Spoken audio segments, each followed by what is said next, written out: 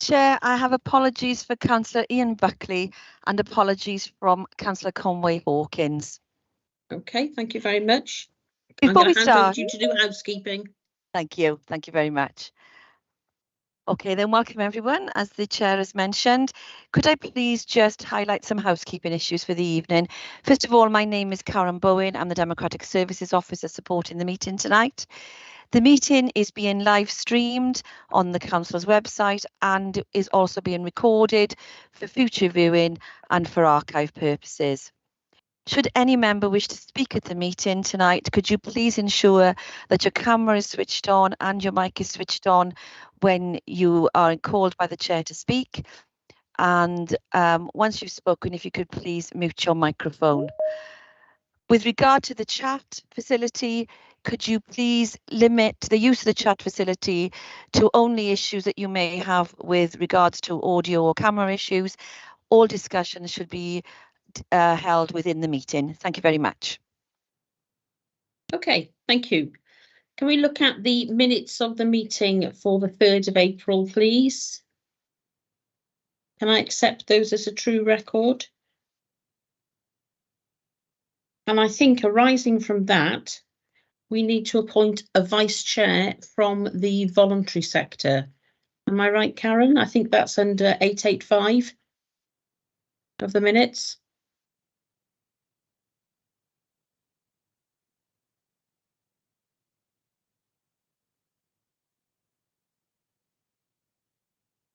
Right, have we lost Karen? No, I'm your chair. I'm just Okay. double checking to make sure, because yes, it's been remiss of me. I should have put that on the agenda. Don't worry about it. I was thinking about it, so that's why it's come up. Right. Would you be happy to place that on the agenda for the next meeting so that everybody is aware that that's coming up? I think that might be better. Yep, that's absolutely fine. Yeah. Lovely. Thank you very much. Excellent. All right, declarations of interest, please, and then the nature of those declarations, please. Anyone? No? Okay, thank you very much. Susan? Yes, just to declare a personal, not a prejudicial interest. I'm a trustee for COSANS, which is a local charity that runs the Vale Food Bank. There's no specific item on tonight's agenda, but just making that general personal declaration. I have dispensation to speak and vote on related matters. Okay, thank you very much. All right, item 4 then, please. People strategy and supporting documents. And yeah, I'm going to hand over to Tom, I think. Thank you very much indeed, Chair. Good evening, committee. And I'm Tom Barring. I'm the Council's Director of Corporate Resources. And thank you for taking the reference from Cabinet this evening. This was a report that Cabinet considered and approved on the 20th of July. It relates to a huge amount of activity that's underway within the organisation relating to the management and development of our people. And there's a recommendation, Chair, within the Cabinet report specifically to bring Appendix 4 of that Cabinet report to your committee this evening. That's the voluntary sector, that's the volunteering policy being brought to Voluntary Sector Joint Liaison Committee for information, but also to give members of the committee an opportunity to discuss potential opportunities to work collaboratively on the scheme. I'm joined this evening by my colleague Jo Higgins, and Jo works in our OD team, and organisational development colleagues are going to be key in terms of coordinating the activity around the volunteering policy. So the policy itself, as I say, is Appendix 4 for members to have a look at, and it will allow staff members at officer level to dedicate up to a day per year or a pro rata amount of time each year to volunteer with organisations or services that support communities within the Vale of Glamorgan. The policy itself importantly makes the recommendation that it aligns with our corporate plan, wellbeing objectives and the critical challenges that the organisation is looking to tackle. So they're cost of living, Project Zero, and relating to organisational resilience. So some of the work around strengthening communities that we'll talk about later on in the agenda today. The policy, as I say, has been approved now by Cabinet. There's been a significant amount of consultation and engagement work undertaken to reach this particular part of the process. The policy itself sets out how colleagues will be able to book leave using our online time management system, and then how the policy will work in terms of issues that are covered and what importantly is out of scope in terms of volunteering. So it's important, I suppose, to stress that this is about volunteering for the benefit of the Vale of Glamorgan communities. And it's also part of our emerging work around attraction and retention of colleagues, as well as focusing in on colleague wellbeing. So the policy itself sets out that there are 3 ways that colleagues will be able to utilise their volunteering time, either an organisation that is chosen by the employee themselves, and as I said, that must be of benefit to the local community. We're also very grateful to be working with GVS colleagues who will help to signpost employees who'd like to offer their time to relevant organisations to take them up on that. And then thirdly, the organisational development team will also host 4 volunteering events each calendar year. They will specifically align with the ADP, so the annual delivery plan's objectives. So looking at matching up issues around things like World Recycling Day with Project Zero, for example. And those events will allow a larger number of colleagues to come together and volunteer in one place at the same time. So the policy itself now has had cabinet approval, and preparation is underway to host the first of those kind of collective events in September. That's a really quick overview, Chair, of the policy, and it's been brought, as I said, to your committee this evening for information and to afford the opportunity to discuss any potential opportunities that there may be to work collaboratively on the scheme. And obviously we'd be very happy to take any questions. Okay, thank you very much for that. It sounds very interesting. Do we have any questions, please?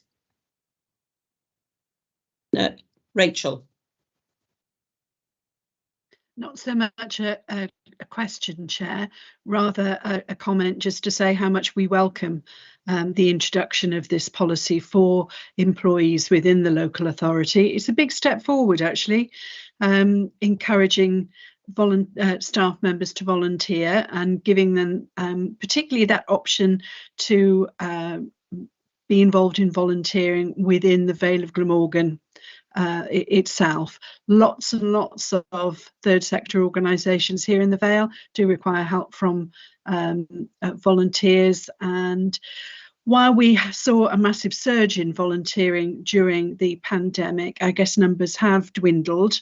They haven't gone back to pre-pandemic times, but anything that can be put in place to encourage more people to get involved in volunteering, we obviously welcome. Thank you. Okay, thank you. Susan. Yeah, thank you, Chair. I would echo Rachel's comments. I think it's really good to see the Vale committing to the policy and enabling staff to volunteer their time. I've seen firsthand myself the benefit there can be to both organisations where you have that cross-fertilisation of people engaging with one another. My question is there anywhere that's proactively go to find out about volunteering opportunities? So I think I heard you say, Tom, that GVS will signpost staff to opportunities, but is there a kind of database anywhere or a list of organisations that are actively offering volunteering opportunities? Because again, my experience is that can be really helpful in terms of staff proactively researching what opportunities there are and thinking about the ones that seem of most interest and value to them. Okay, can we have an answer to that if there is one, please? No, hang on, who have we got here? Sorry, but Rachel, do you want to come back in on that? And then Joanne, and then we'll go back to Tom. To explain GVS's setup with regards to providing information and advice on volunteering opportunities here in the Vale of Glamorgan in particular. we do one-to-one advice, so somebody can make an appointment either online or in person to chat with our volunteer coordinating officer. We also provide more additional support. We're engaged in the CELT project at the moment, so if somebody doesn't require additional support in getting into a volunteering opportunity, we can certainly provide that. Equally, there's the Volunteering Wales online portal, where lots of third sector organisations from the Vale have registered, and we keep that information up to date. We also, on our own website, provide information on top 10 volunteering opportunities in any one month. So lots and lots of different ways of accessing that information via ourselves. Okay, thank you very much. Joanne?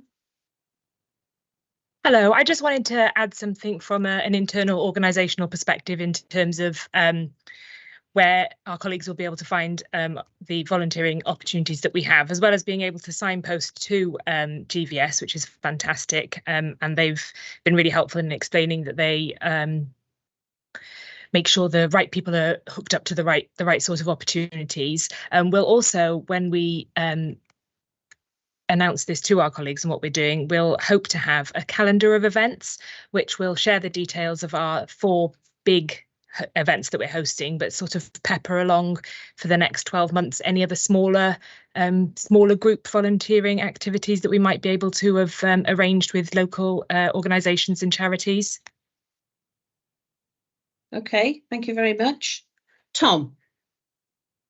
How can I add to my colleagues' information? But absolutely, I think the what I was going to say, Chair, is that it's been great to have that link with GVS, and much like we did with Vale Heroes back in the pandemic, making sure that our 2 systems are signposting or providing the information to the audience is worked really well. So I think the thing that we can definitely take away, Councillor Lloyd-Sub, is the importance when we're developing some of the intranet information is making it really clear and prominent how people get to that GVS information really speedily, so that can kind of inspire them to see the different range of opportunities, perhaps.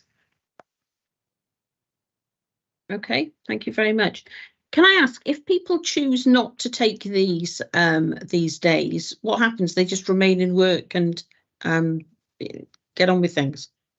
Yeah, absolutely. And the policy itself, and I should have said, Chair, in introducing it, that this applies to officer graded posts, so i.e. not chief officers. If chief officers, and we would absolutely encourage our chief officer colleagues to take up the volunteering day, we would do that using our annual leave allowance. It was felt appropriate to do that. It absolutely is a voluntary volunteering policy, so colleagues don't have to take up the day if they don't want to, but we will be encouraging people to do it because of the benefits that are set out in the policy. Okay, thank you. Mark? Thank you very much, Chair. I've just got a few points here. I mean, I think the idea for the Vale employees to get involved in volunteering is a good one, but also I think that should be widely spread to our partners on the Public Service Board as well, so they all sign up to it. And I think that is important as well, trying to get some private sector employers. I know that some private sector employers, notably banks and accountancy firms, tend to promote the idea of school governors. So I know we've got a few on the commercial sector who are actually encouraged to become school governors that way. And I think that's a good idea, because often they got lots of expertise and knowledge, especially in relation to finance. And I think we could use that a bit more than we do at the moment, do a bit more fact finding. But also I think we need to spread that across the whole voluntary sector, because I think one of the issues, a lot of the volunteers that we get are people who have got time, and they tend to be people, perhaps, I know they've probably got grandchildren over it, but they tend to be the older generation. And I think we need more volunteers to reflect the whole of society. Or we tend to get the very young ones who use it for getting a bridge to university, part of the Duke of Edinburgh, for instance, or Welsh Baccalaureate. But I think we need to try and encourage more people working population that reflect perhaps the bigger part of our community to get more involved in volunteering. And I think the other idea we need to promote a bit more is the idea of time banking as well, and time credits, and trying to link them in, so incentivize people to volunteer as well and give them something back in return. I know most volunteers don't ever want to think like that, but again, their time is often in many ways precious. And I do think perhaps we do need to incentivize certain people, especially from areas where they don't normally volunteer. So thank you. Okay, thank you. Jane? Thank you, Chair. Wasn't there a scheme running a few years ago where council tenants could volunteer and gain points towards bowling or cinema tickets or what have you? Does this still run, or is it still in existence, or has that been finished with, or what's happened to that? Does anyone know? Yeah, absolutely. To answer Councillor Norman's question about that scheme, that was known as Value in the Vale, and it is still running, Councillor Norman. It was linking actually back to Councillor Wilson's earlier comments around the Public Services Board. It was a scheme that was established in partnership with PSB partners. And it was, as you say, initially focused around council housing tenants. The team in the council department have actually looked to grow that particular scheme now, and it's available to the wider population. We discussed last week at Corporate Performance and Resources Committee the annual report of the PSB, and that's going to be shared with all elected members very shortly. And that's got some information in that report about Value in the Vale and the plans to grow it as well. So yes, still very much in existence, and that does, as Councillor Wilson remarked, form part of an incentivised, if you like, time credit based system. Thank you. Okay, thank you very much. Right, okay, well, it's a very thorough report. Is there anything else you want to draw to our attention in it, and how are we going to make this more widely known? Because I mean, there are a limited number of us on this committee. I mean, how are you going to disseminate this throughout the rest of the council ills? Because I mean, obviously, I assume this is on the staff net. It absolutely will be, and I think, Chair, it would be a really strong idea as part of our internal communications if we make sure that we add all our elected members into that, so that you're all aware of it specifically. Reflecting Councillor Wilson's comments around sharing with our partners at the PSB, we can certainly look to do that and have a discussion. The PSB's new wellbeing plan we'll touch on in the next agenda item, and there is definitely an opportunity for us to take some collective action. I'm aware that a number of our partners do have these kinds of schemes, but it's an opportunity nonetheless to do that.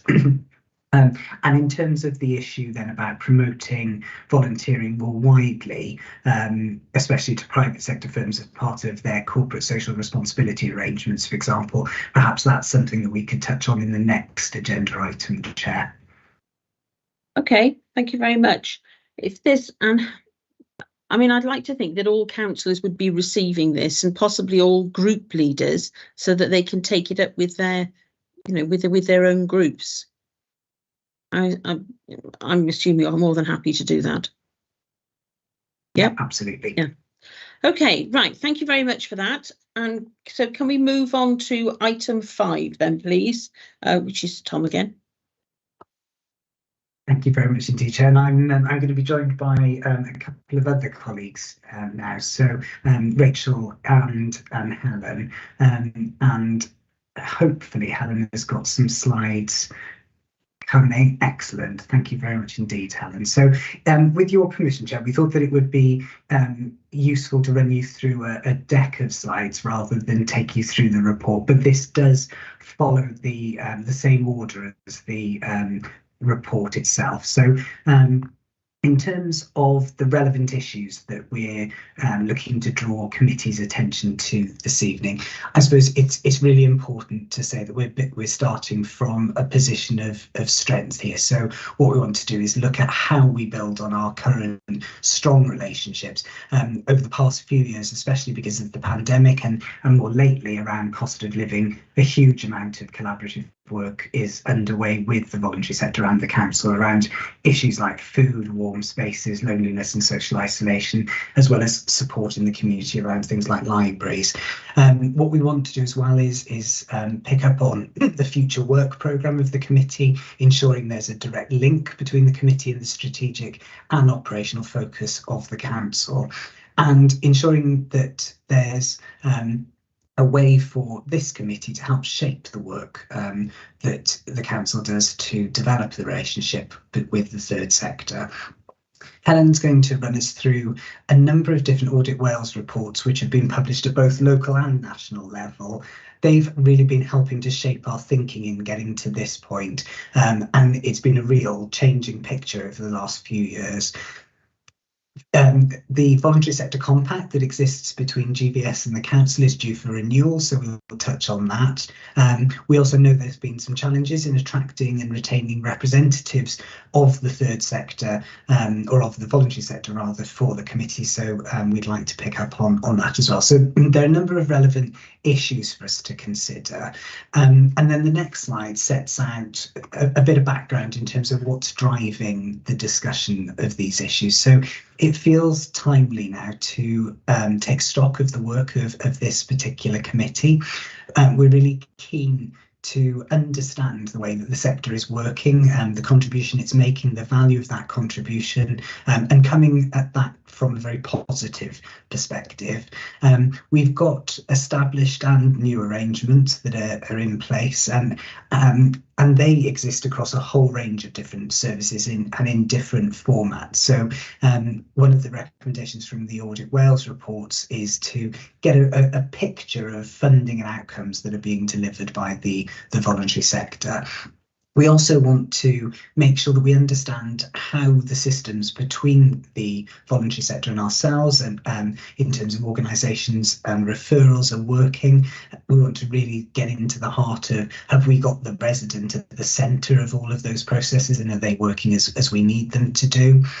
There's an opportunity as well, I think, Chair, for some collective exploration of how the sector is changing at the same time as the organisation of the council is changing. So really understanding what the challenges and opportunities are, and whatever issues may exist, and how we can collectively tackle those. Sustainability, especially in terms of finance, has always been a consideration, and Richard and I meet on a regular basis to look at ways that we can try and ameliorate that. So that's one of the things that we need to have in our minds as well. And there's an opportunity to really embed the work of this committee in the development of both the sector, but also in terms of the strategic direction of the council as well.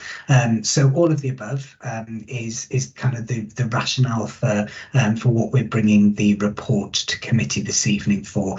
And I'll hand over, if I may now, to Helen to take us through the next couple of slides. Okay. Thanks, Tom.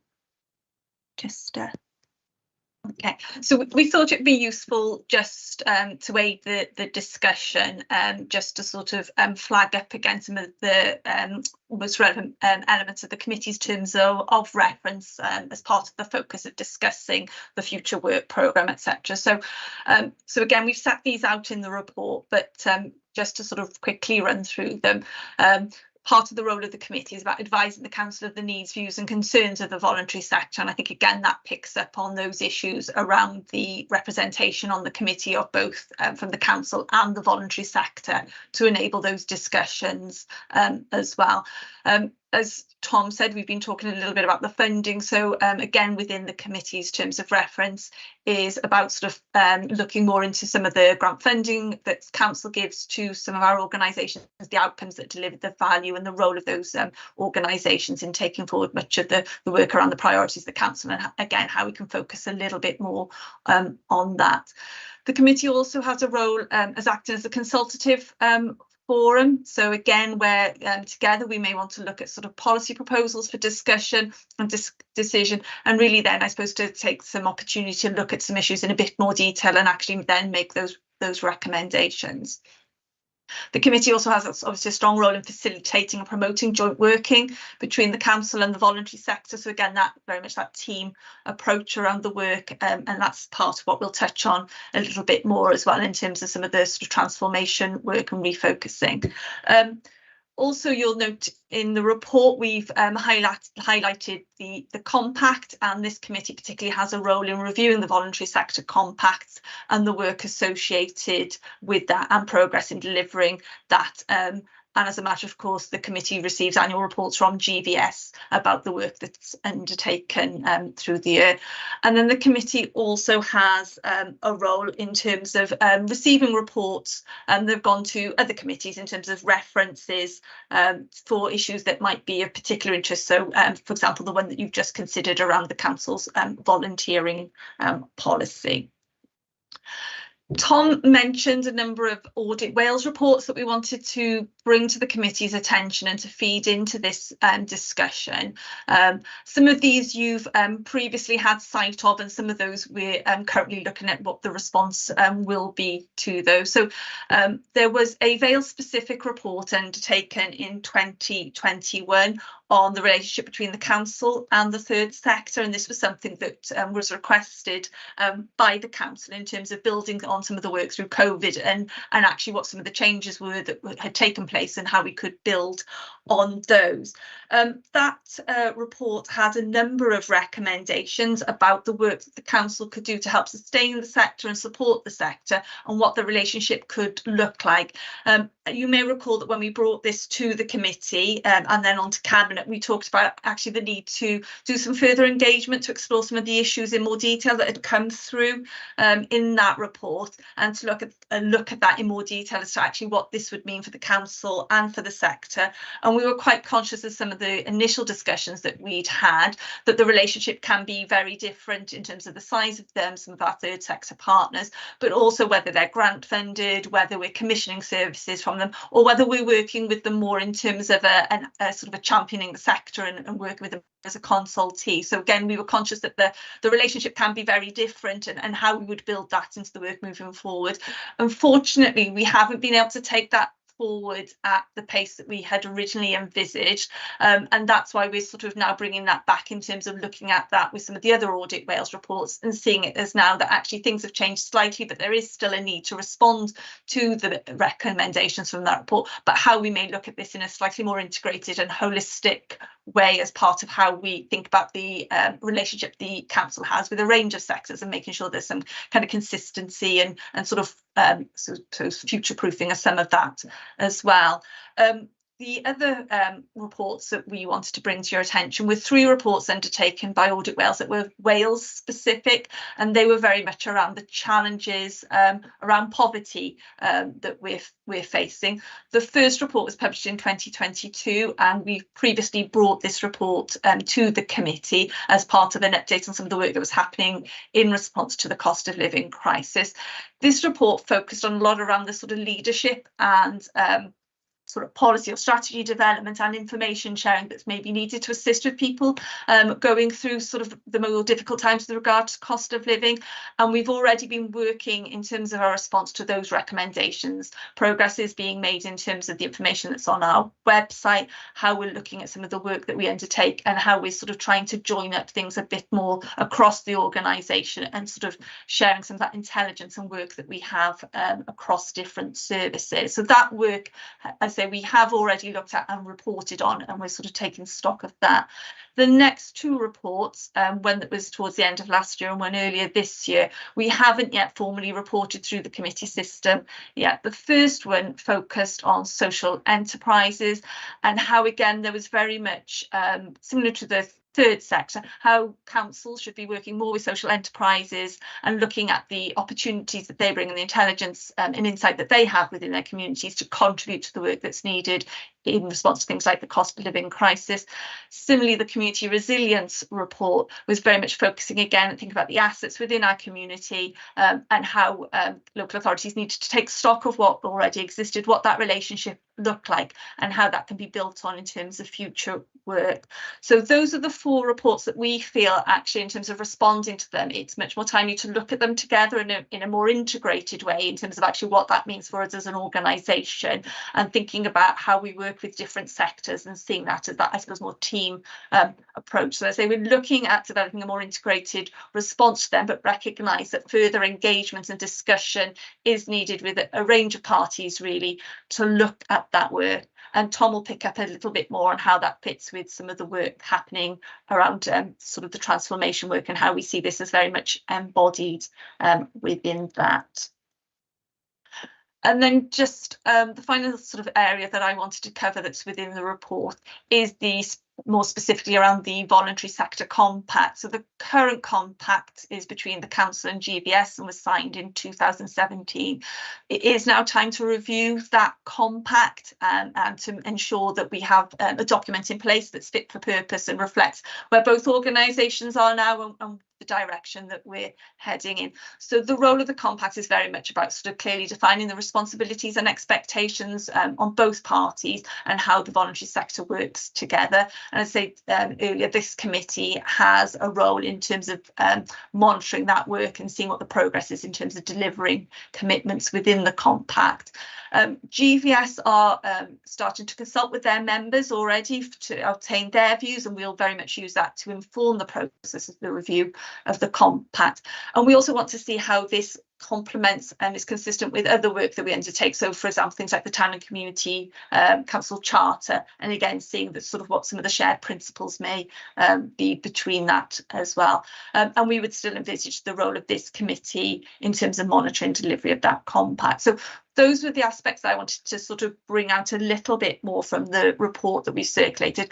I'm now going to hand over to Rachel, who's going to pick up a little bit more on some of these issues from the perspective of GVS and the sector. Thank you, Helen. Yes, thanks for putting the slide up as well. It's always good to have an aid memoir. Yeah, from our perspective, I guess looking back over 30 years as I can, having worked in the voluntary sector here in the Vale of Glamorgan, the relationship between the local authority may well, back in early days, have been quite rocky and sometimes challenging. But I think over the last 15 years, the improvements that we've seen from a third sector perspective on the way in which the local authority has engaged with third sector and work together with the sector to develop services and activities that serve the communities of the Vale of Glamorgan. I think that really has shone through, and then really came to its peak during the pandemic, when very quickly the work that we did together came into fruition. Within less than 10 days of the pandemic striking, we'd set up a variety of services and mechanisms for individuals and communities in the Vale to be able to access vital information and resources. So and that's carried on post pandemic. So I think the corporate approach from the Vale Council towards third sector, as I say, it's a beacon, really. I talk with my counterparts in other parts of Wales, and I think that we've cracked it to a greater extent. Perhaps Audit Wales have still got a few areas that they'd like us to pursue and improve upon, but that's certainly where we're coming from on this. So that for me is that track record of together delivering and the flexible approach that third sector has always had, that we've encouraged our partners within local authority to take up as well. Funding, well, Tom touched on that, and that's always an issue for all of us, whatever sector we're in these days. Funding is inevitably going to be a key issue, hurdle, barrier, whichever way you want to look at it. And I guess from the third sector perspective, there has been a whittling away of funding from all sources coming into the Vale and organisations that are operating here in the Vale, to such an extent, you know, where I think organisations have felt themselves very fortunate if they've had a 2% uplift rather than a standing still scenario, either with contracts or with other service level agreements and other funding mechanisms for their operation here in the Vale. And that inevitably then gnaws away at the resilience and indeed the capacity of third sector to respond to requests for engagement, requests for taking on additional areas of work. And in relation to the third sector, the Voluntary Sector Joint Liaison Committee, we at GVS have found it extraordinarily difficult to encourage people to put themselves forward to participate in the committee. In the early days, we used to hold elections, and there would be good competition to gain a place as a member of the committee. But going back to the previous points, funding, resilience and capacity, the sector doesn't have the same level of capacity that it had in days gone by. Organisations are focusing on delivery of their services, and they really do not have the staff resources to participate in many partnerships and joint working relationships, which is why you see so much of GVS staff at many partnerships and joint working, including the Joint Liaison Committee that we're all attending tonight. So that's a major problem for us, that we haven't been able to draw in as many members from the third sector as we would like to. We've got some key players here today from the third sector, and you know they have given their time and their knowledge and experience to participate in the committee. So recruitment, I think everybody across the board has struggled to recruit staff over the last few years. And that certainly impacts again on the resilience and the capacity of organisations here in the Vale. Volunteers, well, we haven't quite gone back down to pre-COVID levels, as I mentioned earlier, but we're not probably achieving the level of volunteering that we would like to see, that we know we can see here in the Vale. And to address one of the councillors' points about wishing to make sure that volunteering is as inclusive and age inclusive as possible, that's certainly something that we try our best to do. And of course, a lot of that's volunteering that's undertaken by people who are in employment is something that perhaps we all take for granted. So it's parent and toddler groups, it's sports groups, it's PTAs, it's all those things that are taking up people's time and that they're prepared to give their time to as well, things that they know are going to directly impact on their own family and their own circumstances. So there is an increasing demand for assistance and support from the third sector. That's kind of inevitable, I guess, as our partners in the statutory sector find themselves more and more stretched and challenged in the need for delivering a wide range of services. The complex issues, I guess it's all of the above mixed in together. with cost of living crisis that has impacted quite dramatically on third sector organisations, and will continue to do so, as far as I can see, for some considerable time to come. Thank you.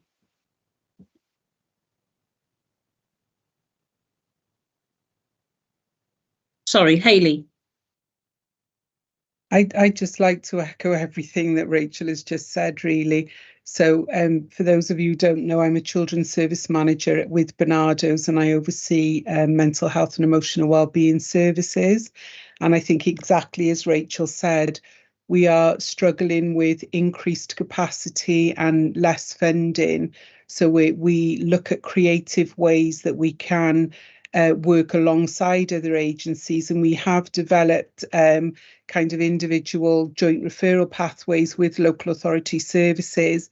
And what a bit of a block that we're coming up against is the ability for the local authority to be as responsive to the emerging needs that we're seeing coming through our service users. So post-pandemic, we're seeing obviously the impact of the cost of living crisis and the blockages in other services or areas of services such as CAMS and child health, where we know there are improved services, but they're very small. And they've got their own capacity issues. So we are looking at ways that we can creatively work together at almost a cost neutral position, which that whole concept needs to be supported.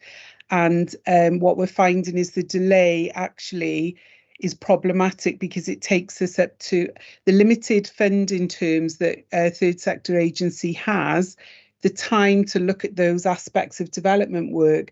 It doesn't allow for that within the contract because of capacity and other issues.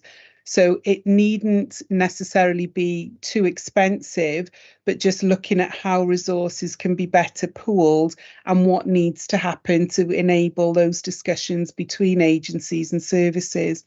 I probably haven't got a solution at this point, but we are, where we have that little bit of capacity, we are exploring with other agencies. And I know that's the case for some of the agencies that we're working with. There's a lot of goodwill.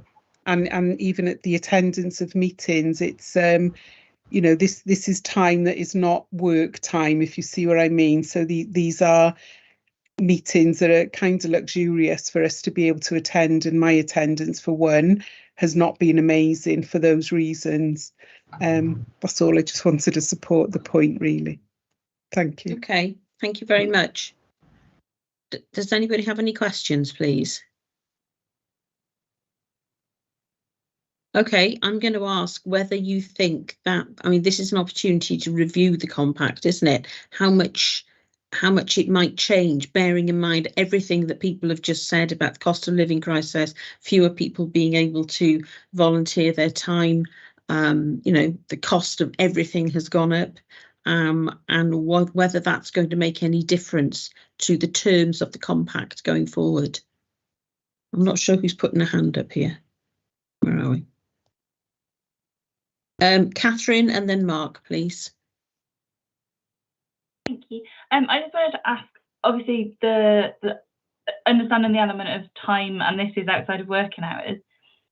If not just for capacity, is there something that we can do to make these meetings better so that they would be a higher priority? Or is it, like, if it's just a capacity issue, full stop, there's obviously not a great deal we can do about that externally for each organisation.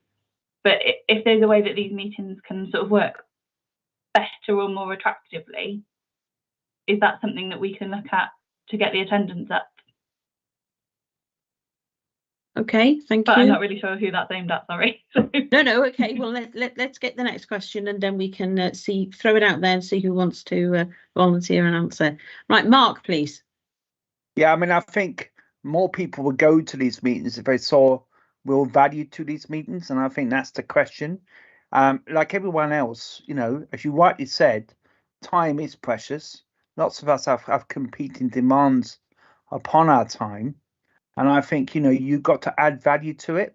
Now, I know Audit Wales, when I was chair of corporate resources a couple of years ago, certainly one of the criticisms of this committee in particular was that it was only an advisory committee. It didn't have any real teeth in terms of a scrutiny function.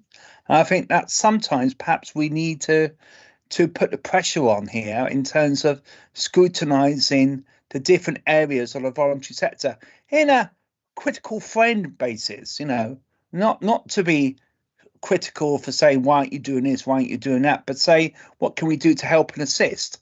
What can we, and what you can provide us as well. I mean, after all, as a member, our funding, as a cabinet member as well, our funding is rather limited. And obviously, we expect the voluntary sector, like other sectors who we give money to derive some sort of value from it. And that's what we do. I'm responsible for one of the areas where we have a lot of cost pressures, where a lot of people want my services. I get emails from members and members of the public virtually more than every day and every hour sometimes, competing demands. And really, we need to extract value from that. But also making sure that we also encapsulate the whole spectrum of voluntary work in the Vale. And I think that sometimes there's a focus on maybe a couple organisations where perhaps we need to be focusing on perhaps other organisations that do that. You mentioned governors, for example, and that's one thing that we could perhaps look at because they give a lot of voluntary time. And there are other areas where perhaps we could explore a bit more work. You mentioned PTAs as another area.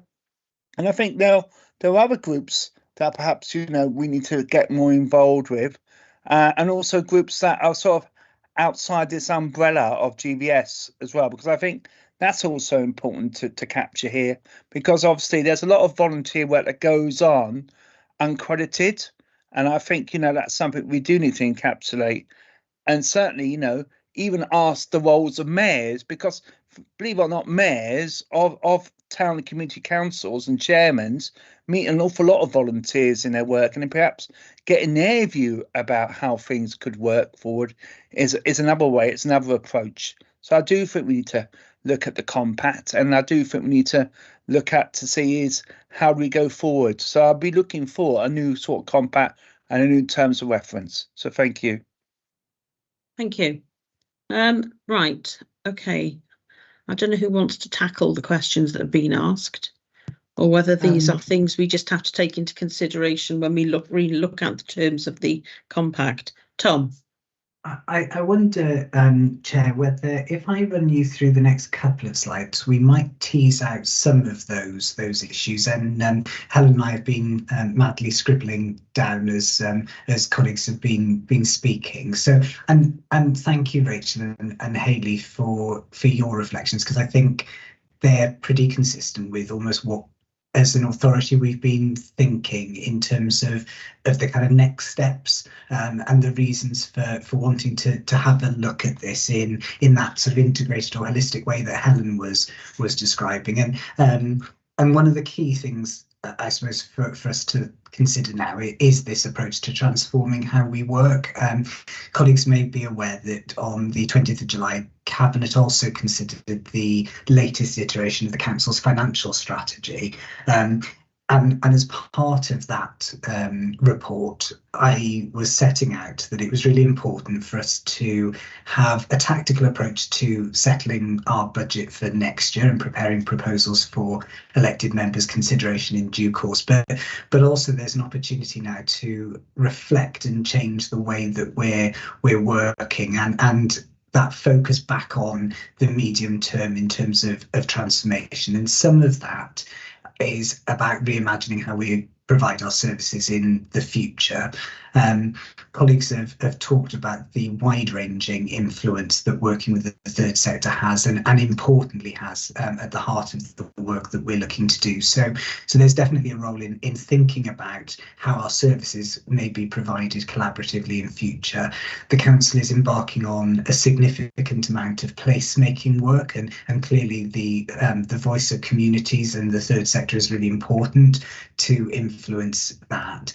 And we have the three critical challenges that I mentioned earlier around climate change, around cost of living, and the development of the organisation that we need to be fit for the future as. And the report sets out, picking up on Councillor Wilson's question and Councillor Iannucci's question around how do we make this forum maybe more accessible or interactive for other representatives of the sector. One of the proposals within the report before you this evening, committee, is whether we look at aligning the work programme of the Voluntary Sector Joint Liaison Committee with the critical challenges, so that we have, as part of the agenda for your future meetings, a focus on one of these critical challenges, and perhaps look alongside some standing representatives, because I think it is important. Rachel and I discussed this recently. It's important to have those standing representatives of the sector on the committee, but supplemented by some particular organisations who may want to come and present and challenge us in terms of those specific issues relating to the critical challenges. And I think in doing that, that gives us more of a voice of the sector on those particular issues, and that kind of challenge that we're definitely seeking to have.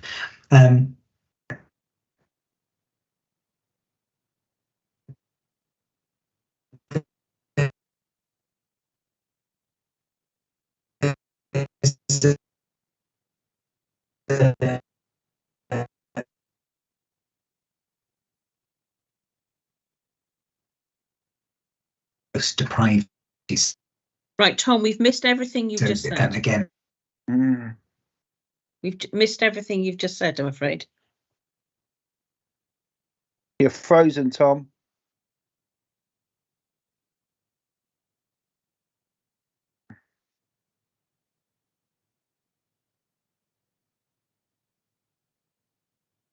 Okay, Helen, is there anything you want to add to that while we're waiting for Tom to come back online, please? Yeah, so I think one of the other things we wanted to highlight is the Public Services Board has recently published its new wellbeing plan that has quite broad objectives, again, that would be linked to the national wellbeing goals, but particularly highlights 3 priority work streams.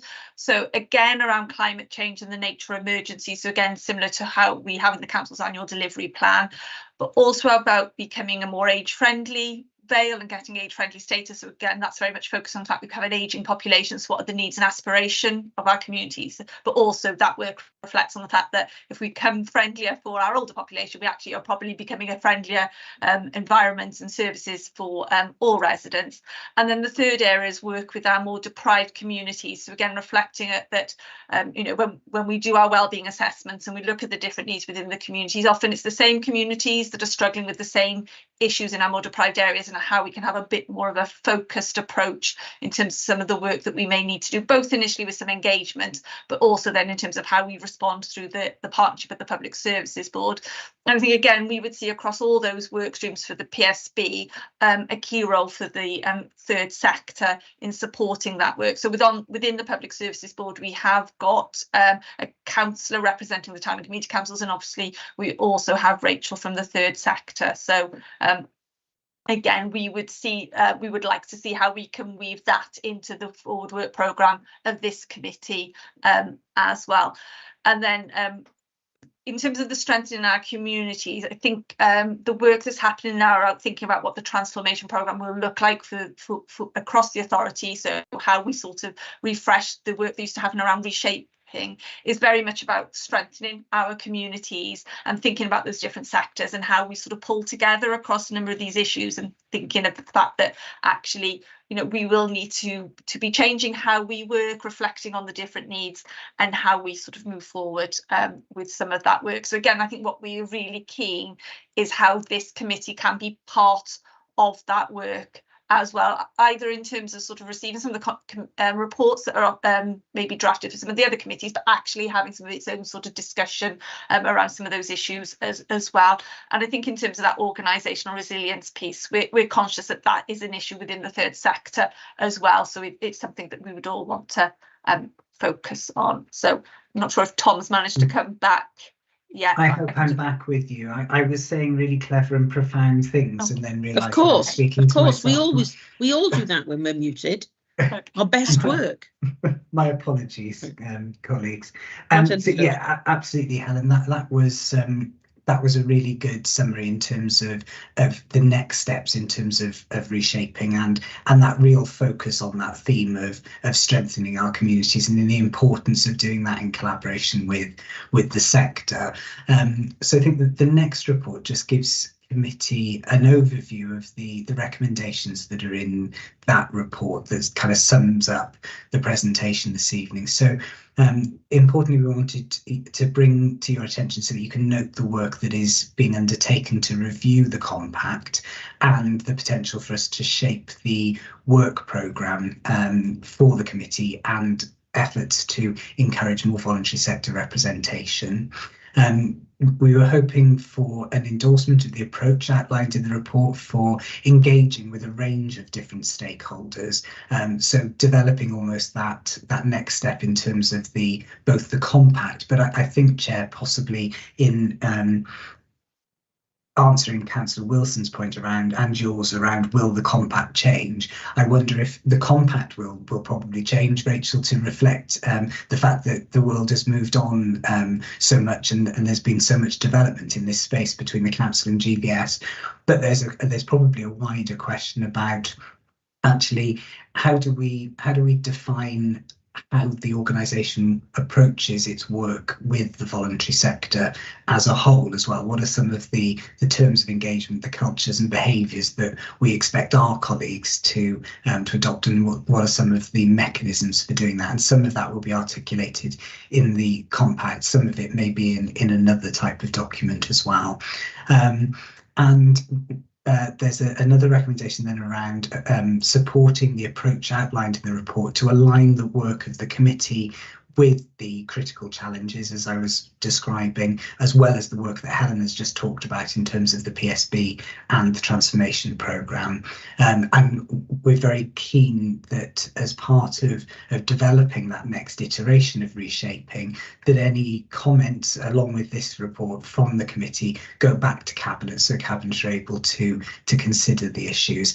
And because we think this is such an important plank of the next steps for us as an organisation, thinking in that medium to longer term, what's the organisation we need to be for our residents, we think it would be good if this report were to be circulated to all elected members for their information as well. So I think in terms of some questions, Chair, the first one, it would be great to have some views from committee in terms of the level of support for those recommendations and any reflection in terms of the benefits of aligning the work of the council with the committee's work programme and the transformation programme. Some of the work we've discussed is about how we explore the opportunities to understand the value and outcomes that are being delivered by the sector.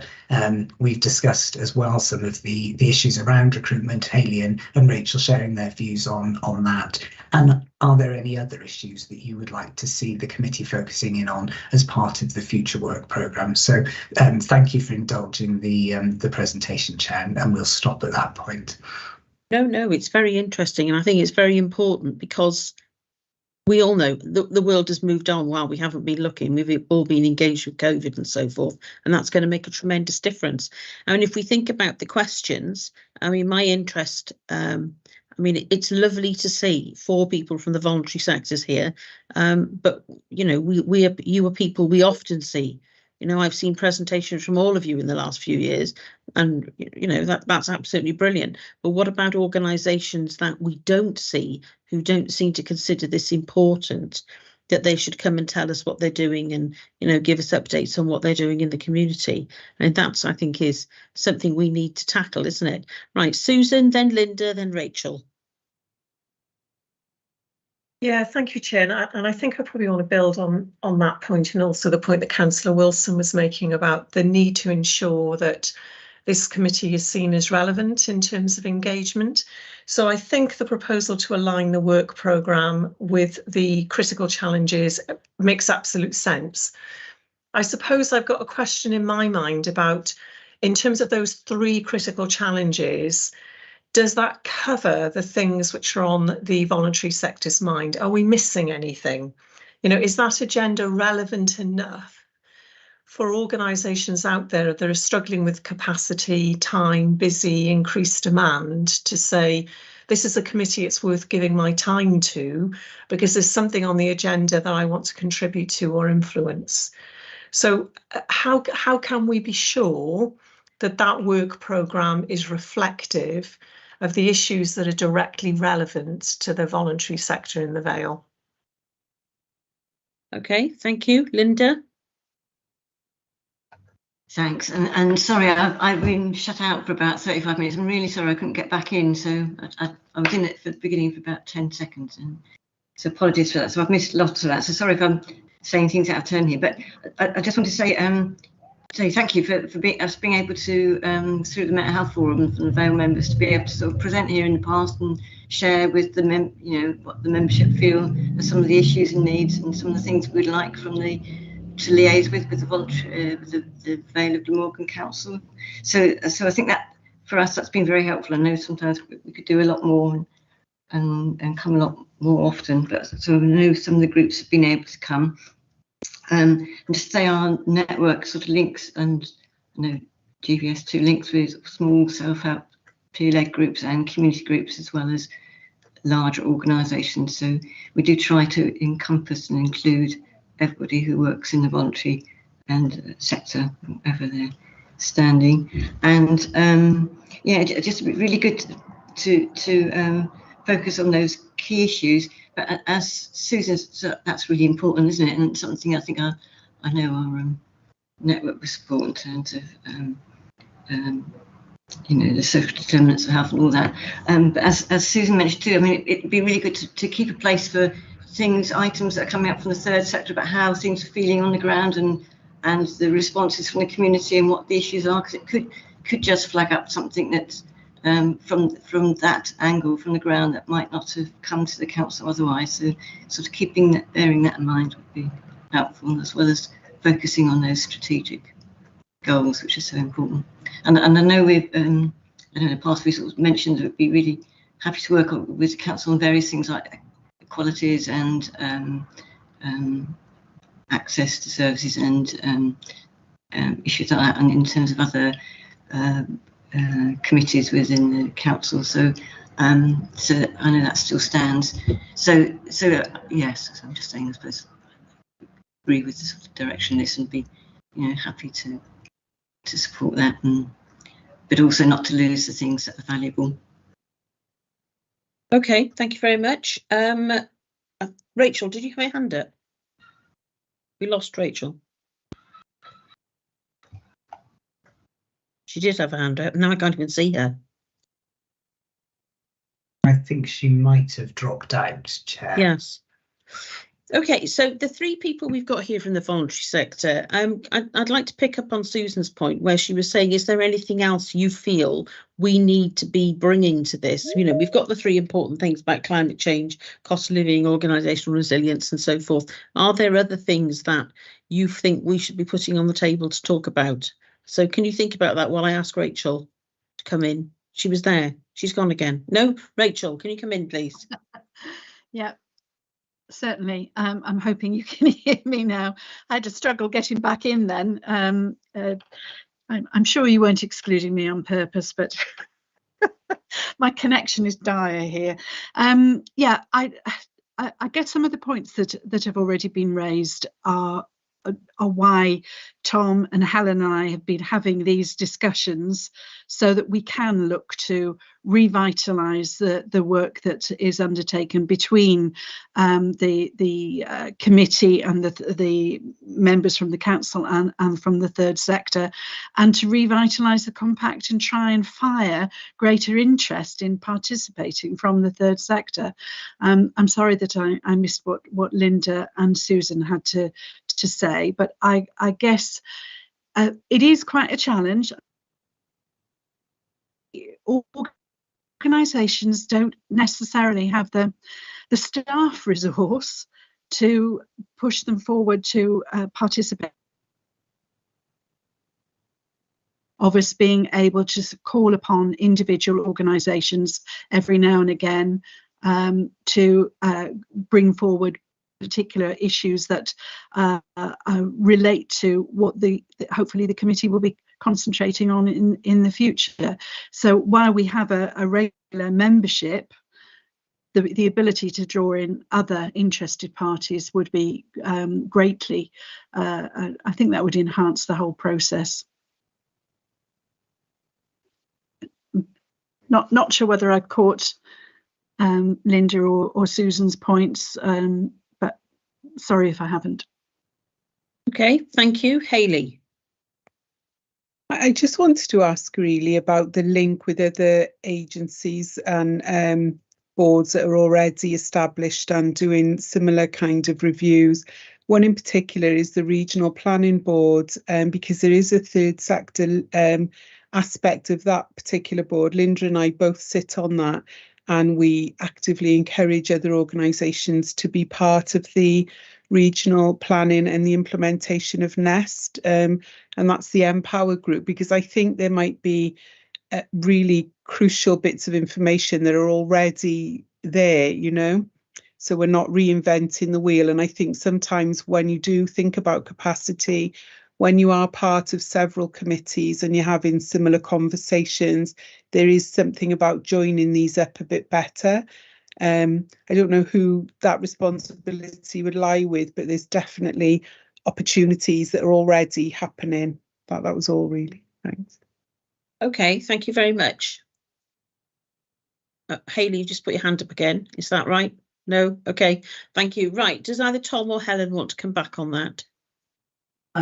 Just to say thank you for the reflections and for Councillor Lloyd Selby's question. And one of the things that I wonder about doing is if the work programme is, if we set that on the basis of the items that we'd be looking at, whether that has the advantage of being able to give us some time to properly plan those sessions and get the attendance on the sort of slightly more ad hoc attendance of voluntary sector groups.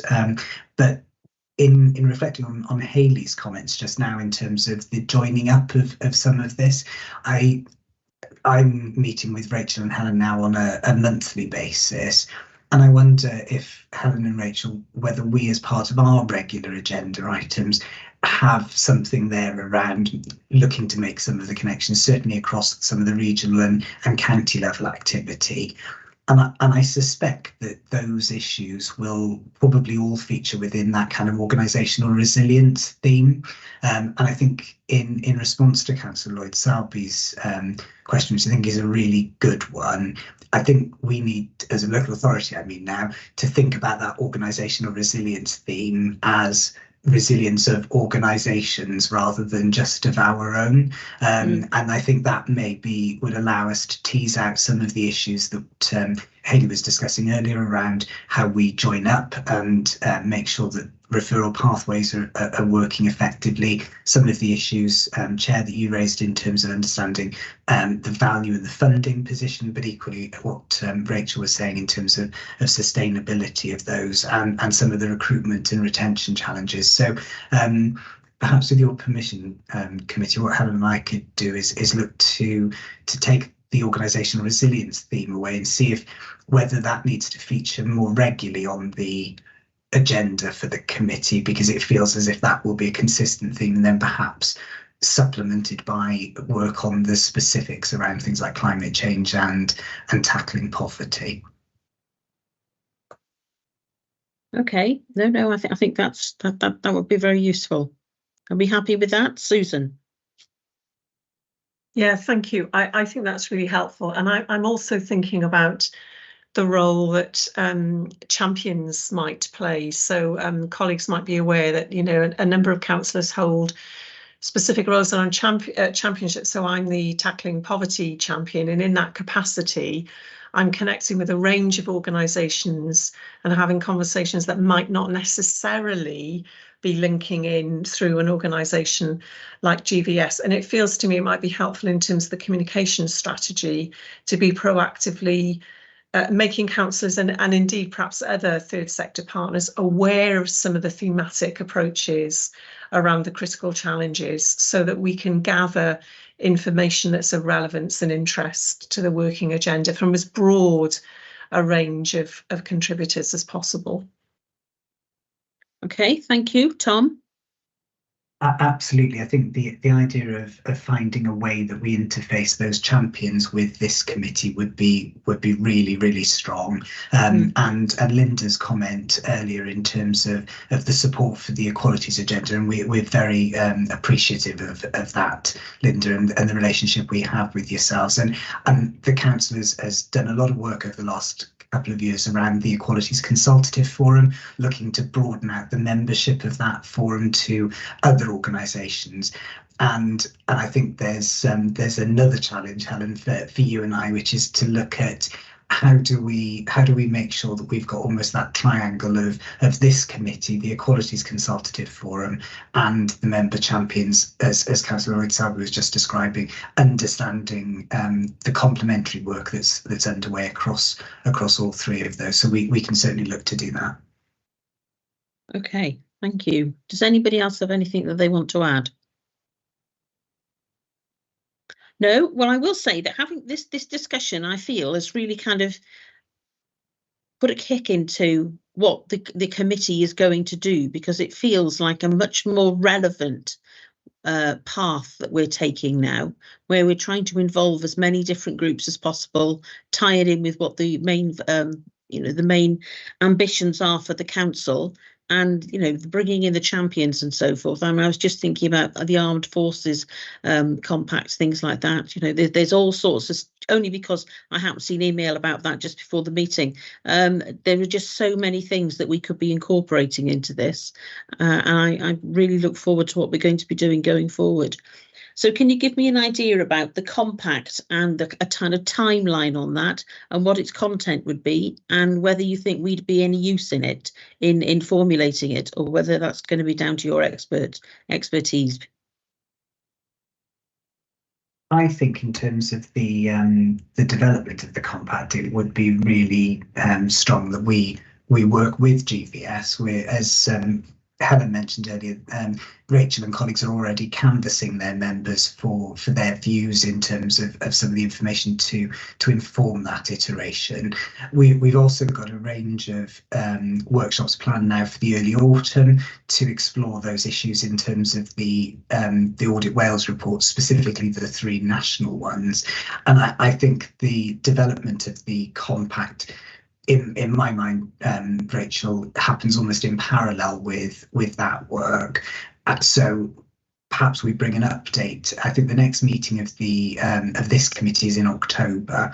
I think we bring an update in terms of progress, perhaps the issues that we're looking to tackle, any different approaches to the compact, and perhaps get the actual compact itself to be coterminous then with the new financial year, because we can make some stronger connections with just the funding arrangements, because at the moment we've got two documents that manage bits of the funding, and it probably simplify things for both of us if we just had the one, I guess, Rachel. But I don't know if that sounds okay with you.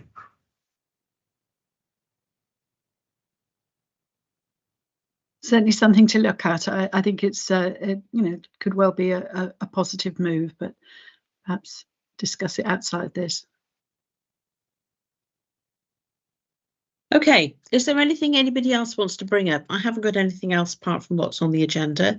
I just want to thank everybody for coming and adopting such a positive attitude, because I think we all felt that this was becoming a bit wondering where it was going. And it really feels like it's got a strong sense of purpose now. And I'd like to thank the officers particularly for the work that they've put into it. And we've been rather drifting, I think, and then we've been put back onto a sensible and useful course now. I'd like to thank everybody who's had an input today. Chair, can I just mention, with regard to the recommendations in the report, I think, picking up from all the comments tonight, I think it appears that the recommendations are supported, but obviously there's further work to be undertaken. So are you all in that view? Yeah, I think we're happy to say that. Yes. Okay, thank you. Right. Thank you very much, everybody. Okay, we'll see. I think it's October the 16th, isn't it? Apart from that, yes, yeah, it is. Right. Thank you very much. Everybody have a nice summer holidays. Thank you. Thanks, Bye-bye. everyone. Thank you. Good night. Bye. Good night. Good night. Bye now. Right.